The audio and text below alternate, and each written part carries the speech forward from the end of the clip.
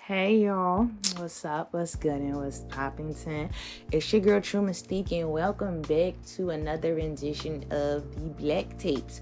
Now, for those of you who are new here who don't know what it's about, the Black Tapes is simply a collection of my personal views and opinions, good, bad, ugly, and indifferent, really raw, and a really riveting critique of Black culture, especially Black American culture.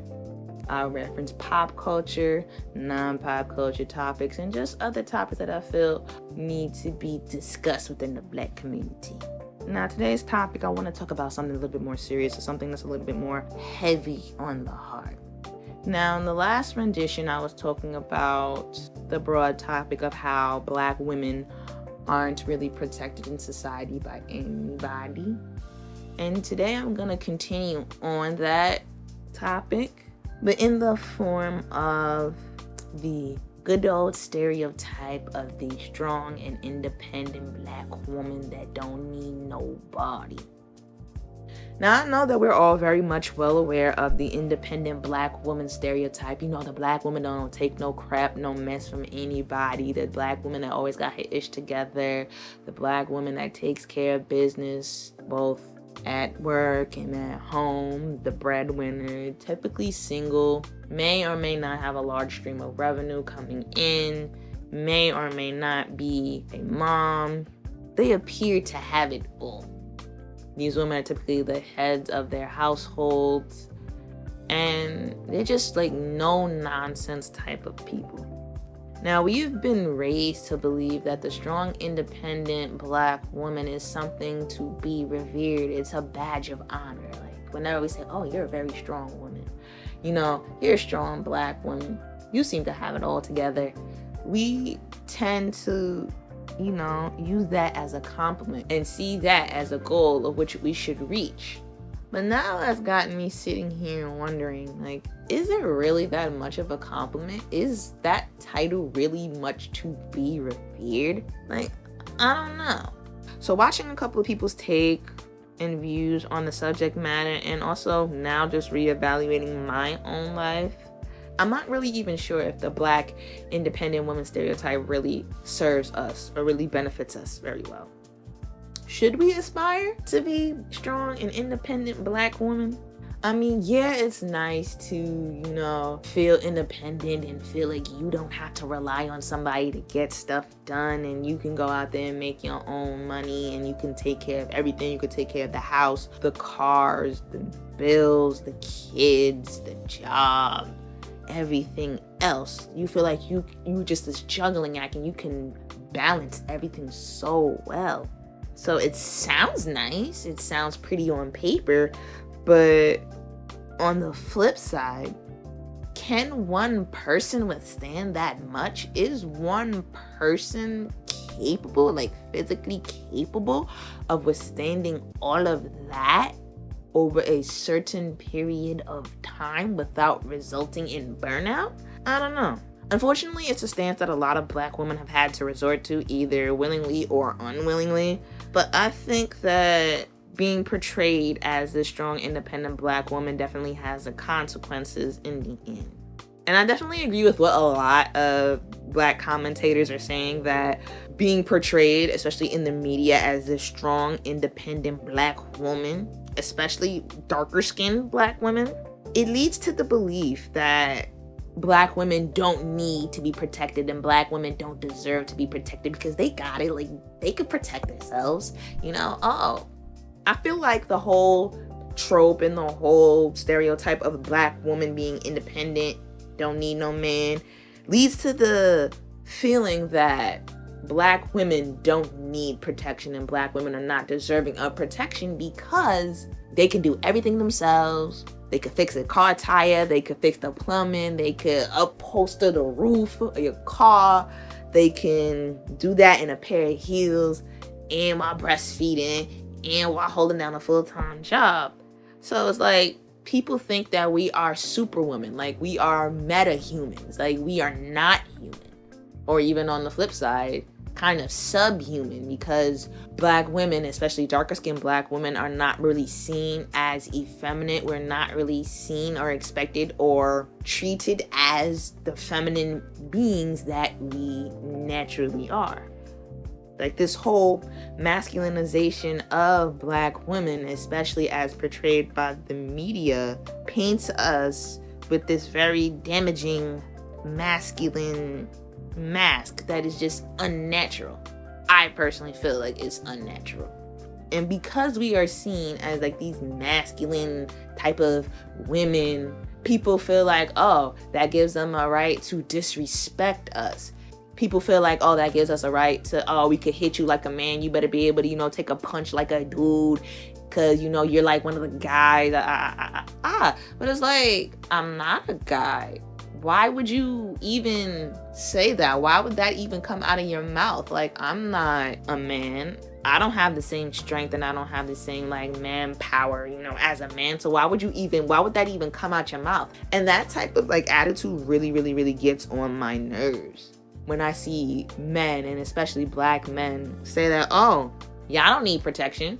Y'all got it. Why don't y'all run up on these dudes? If somebody doing you wrong and somebody treating the community wrong, why don't y'all run up on these dudes? Like, why don't y'all get to clapping and get to capping? Like, what? I just don't understand the mentality of people.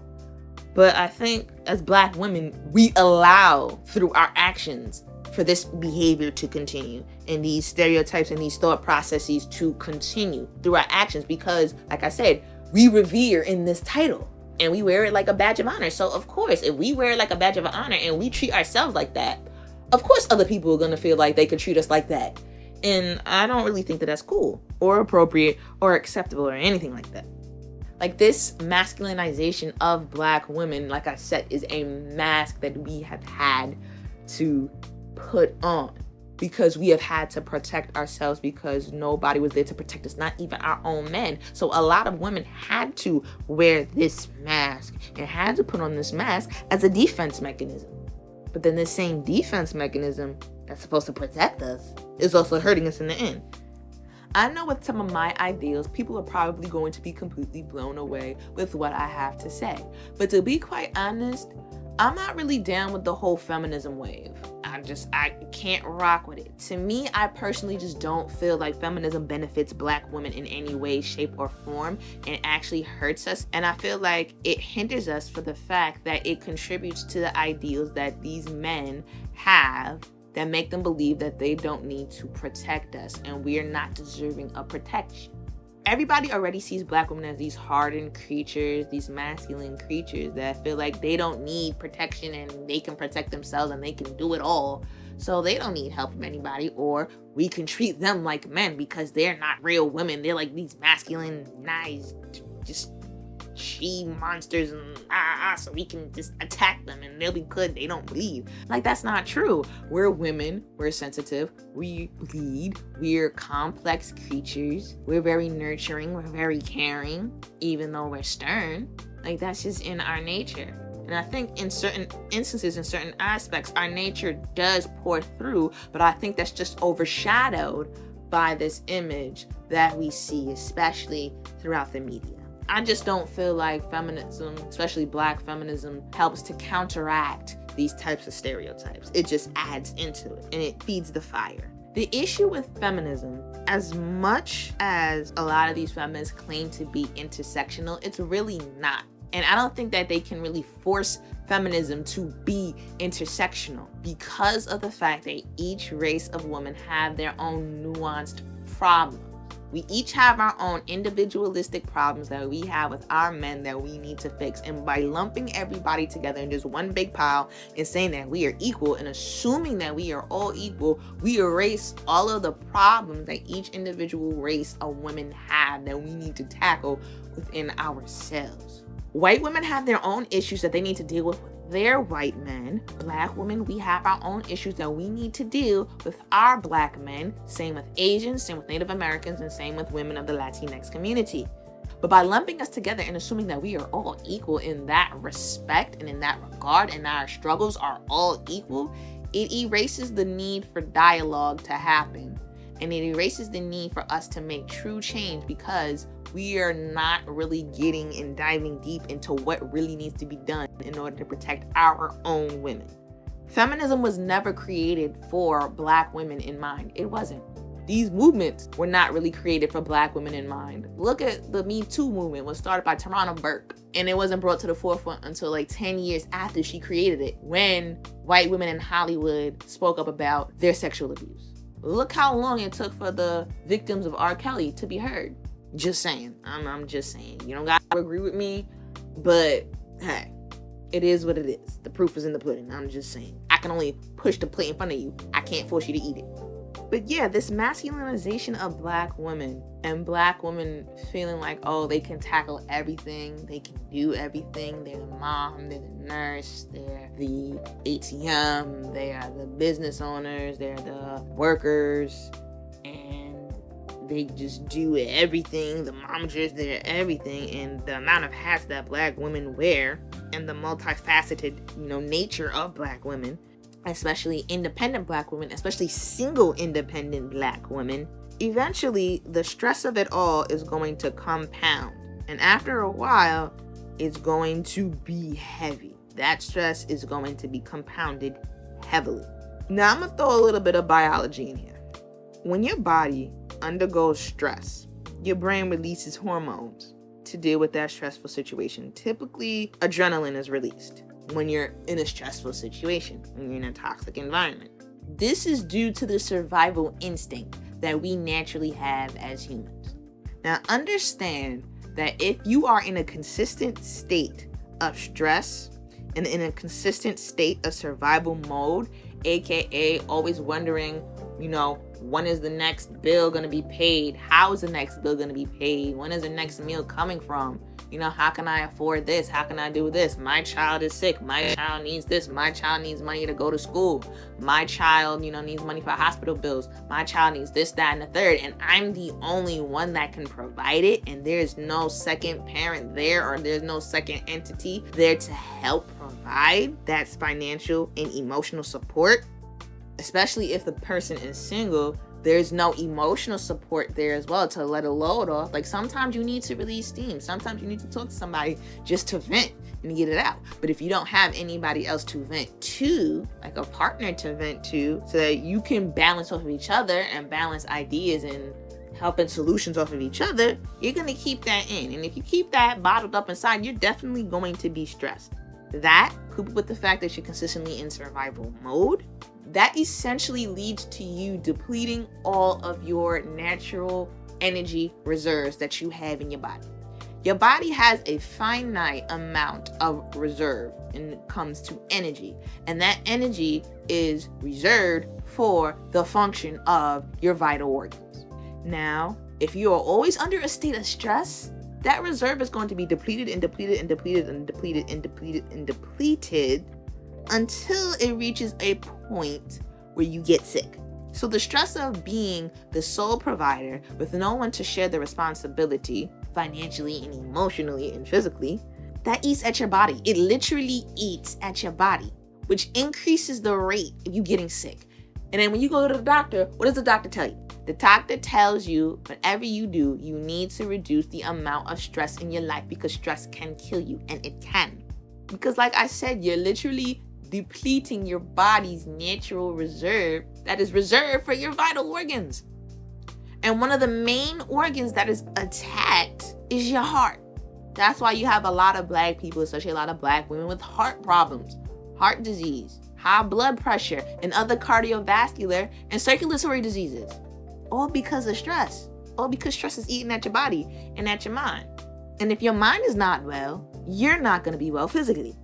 If you are consistently in an environment where there is dis-ease and disharmony, your body is going to be full of dis-ease and disharmony. And then if you're sick and you're the only person that's taking care of everything, God forbid something happens to you where you can't do it anymore. What's going to happen to everybody else? So sometimes it's better to bite the bullet, and it is better to accept the help than just being prideful and saying, oh, I don't need you. I got it all by myself. I'm used to doing this all by myself. The physical implications of you always having to do things by yourself without an outlet, without a second party to help you, can be disastrous and can be deadly. I don't know if any of you guys are into spirituality, but there are universal laws that govern everything on this earth. And one of the universal laws is called the law of correspondence. And with that, there's usually a saying. And that saying is, as above, so below. As within, so without. And basically what that means in layman's terms is that your outer world is typically a physical manifestation and a physical representation of what is going on in your inner world. So if in your inner world, aka your body, your mind, your spirit, your soul, if that is jacked up, if that's in a disarray, if that's in a state of chaos and dis-ease, that's going to physically manifest itself in the real world. Especially if you're not having everything together in your mental, that's definitely gonna manifest in the real world. So if you're always thinking in terms of lack and limitation in survival mode, because you're thinking about it and you're consistently living it in your mind and you consistently condition your mind to be in this state, you're always going to be living in a state of lack and limitation and in a state of survival mode. And that will be your life unless you mentally do something about it. Unless you take the time out to mentally come up with a plan to fix all of the disease and the disharmony in your thoughts, your life will continue to be in chaos and in shambles. Now, like I said, when I kept seeing this topic pop up on my YouTube, it caused me to really think about it. Like really think about it and how it impacts me as a young Black woman coming up in these streets. And I must say, like, I didn't really think about it heavy and think about it, like, really as it pertains to my personal life until, like, literally, like, just now. And I'm like, wow, it's eye-opening for me. And now seeing this and seeing what I don't want, which is Black women to not be protected, it made me reevaluate some things in my life and made me further see what I have to personally work on for me. Because there's a lot of things that I need to work on for me in order to get me to the place and the space in which I know I should be and need to be. So I'm going to do something a little bit different. Now, this is not really me. I'm a very private person. I like to keep a lot of things to myself and I don't like a lot of people to know my business. So I'm going to open up just a tad bit, because I feel like, we kind of get into that point. And it definitely does benefit this story and it does aid in this story. But I'm not going to divulge too much information. Just enough information so y'all get the point and it could potentially help somebody. Because that's all I'm trying to do.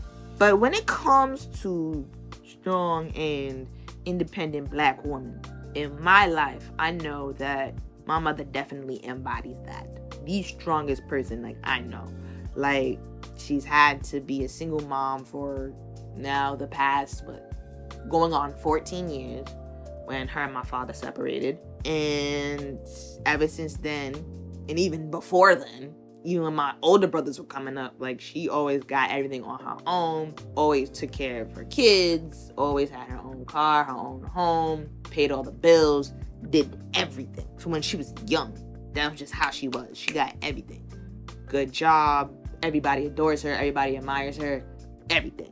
And because she's had to do this for so long, be the sole provider for so long, always do everything on her own for so long without any help to the point that she's used to it, she doesn't like getting help from other people. Like, she doesn't like accept help from other men. That's just not the type of person she is.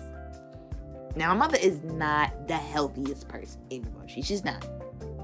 And I think a contributing factor to this is the fact that she's had to do this for so long by herself without any financial and emotional support that it is getting to her. It's taking a toll on her. And now that she's getting older with age and all that stuff, it definitely is taking a toll.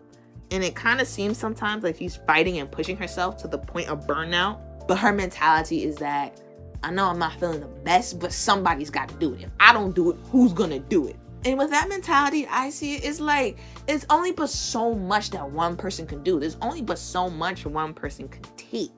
And it's like, if you don't slow down, you're going to burn out, like completely burn out. And we don't want to get to that point. As people, we don't ever want to get to that point of just burning out and just crashing. We just don't. It's not a good look. It's not a good thing. And it's not good for anybody, for all people in the situation. But it's that drive that, oh, somebody's got to do it. If I don't do it, that keeps us pushing for years and years and even decades. But it's like, it's not fair. And somebody else has to, share that load. What life is about, life should be about balance and harmony. And if everything is only on one person, your life is going to be out of balance and your life is going to be out of harmony. And that's going to cause disharmony in other aspects of your life. And then it all comes together full circle. And then it all culminates until boom, is it. And she's, for the most part, always been the type of person to keep it together.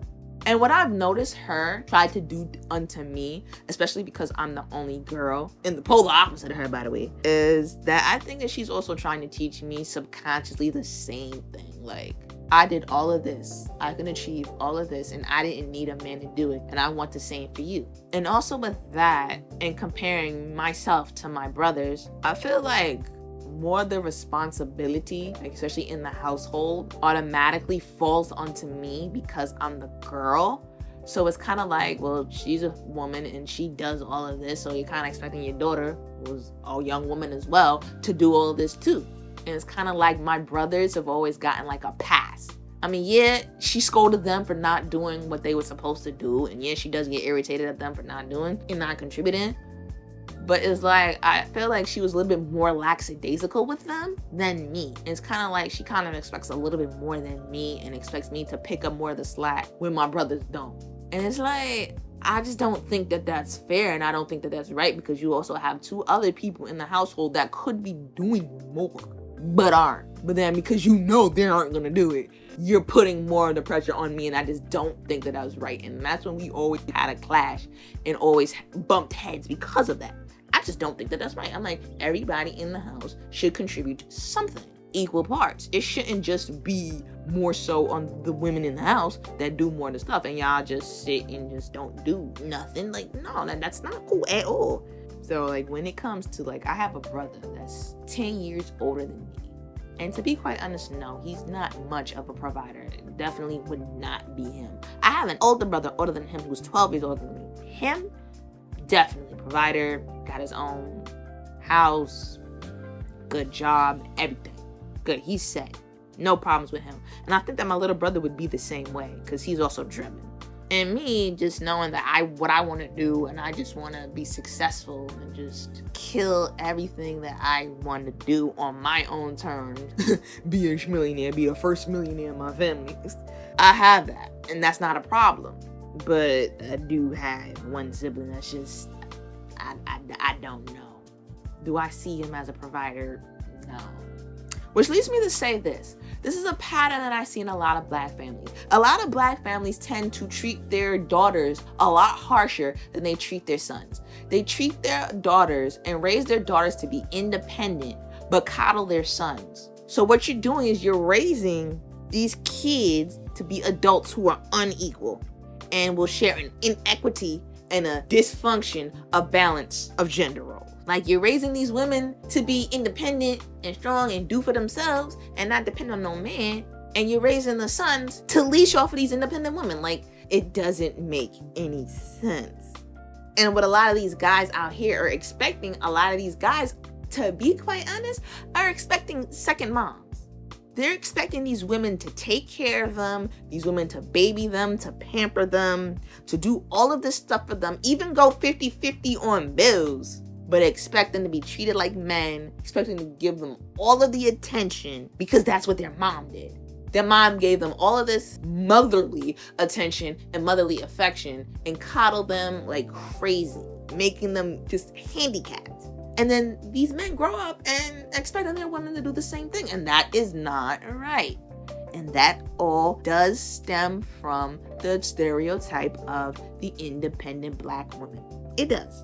Whether you like it or not, it does. That's what this stereotype has created. Now me, I'm all about balance and harmony. I'm all about balancing your masculinity and your femininity. Not just balancing your masculinity and femininity, because sometimes balancing can be rigid, but it more so has to do with harmonizing your masculine and feminine traits and energies, and harmonizing with somebody else who can balance you out. That's what it's about.